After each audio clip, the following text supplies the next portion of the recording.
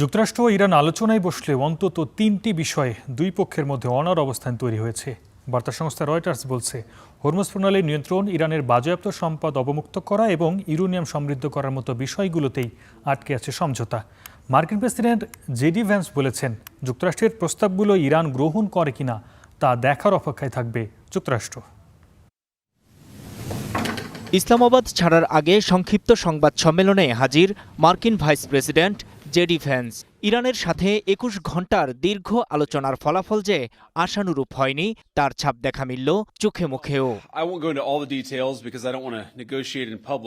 JD ভ্যান্সের দাবি, Iran তাদের গুরুত্বপূর্ণ শর্তগুলোই মানতে নারাজ, তবে কোন কোন বিষয়ে সুরাহা হয়নি তার বিস্তারিত বলতে চাননি তিনি। তবে অন্তত একটি বিষয় উল্লেখ করেছেন, বলেছেন পারমাণবিক অস্ত্র তৈরি করবে না ইরান, এই নিশ্চয়তা দিতে রাজি নয় Tehran. Not to develop a nuclear weapon, not just now, not just 2 years from now, but for the long term. We haven't seen that yet. We hope that we will. তবে বার্তা সংস্থা Reuters বলছে, এই সংবাদ সম্মেলনের আগে রোববার ভোরে তৃতীয় দফায় মুখোমুখি বৈঠক হয় যুক্তরাষ্ট্র ও ইরানের কর্মকর্তাদের। এ সময় তারা লিখিত প্রস্তাব বিনিময় করেন, যাতে মোটা দাগে তিনটি বিষয়ে বড় ধরনের মতপার্থক্য স্পষ্ট হয়। এর মধ্যে প্রথমেই রয়েছে হরমুজ প্রণালী, ইরানের বাজেয়াপ্ত সম্পদ অবমুক্তকরণ, আর তৃতীয়টি ইউরেনিয়াম সমৃদ্ধকরণ।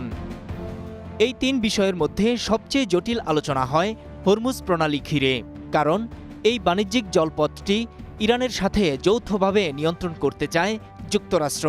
কিন্তু তেহরানের প্রতিনিধি দল সেই প্রস্তাব সরাসরি প্রত্যাখ্যান করে। শুধু তাই নয়, মার্কিন ইসরায়েল হামলার পর ইরান যে টোল আদায় শুরু করেছে তা চলমান রাখার সিদ্ধান্তেও অনড় আছে ইরান। সবচেয়ে বেশি সময় অর্থাৎ ৪ ঘণ্টা ধরে শুধু আলোচনা হয় ইরানের জব্দকৃত সম্পদ অবমুক্ত করার বিষয়ে। কাতার ও অন্যান্য বিদেশি ব্যাংকে রয়েছে ইরানের প্রায় $৬ বিলিয়ন সম্পদ।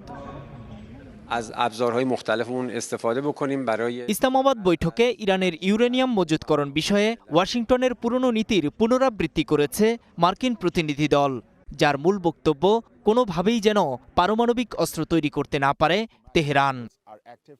অবশ্য ইরানের পক্ষ থেকে বলা হয়েছে, একাধিক বিষয়ে অগ্রগতি হয়েছে, তবে ২ থেকে ৩টি মূল বিষয়ে মতপার্থক্য এখনও সমাধান হয়নি। স্বীকার করা হয়, এসব ইস্যুই চুক্তির ক্ষেত্রে বড় বাধা। নূর মোহাম্মদ, স্টার নিউজ।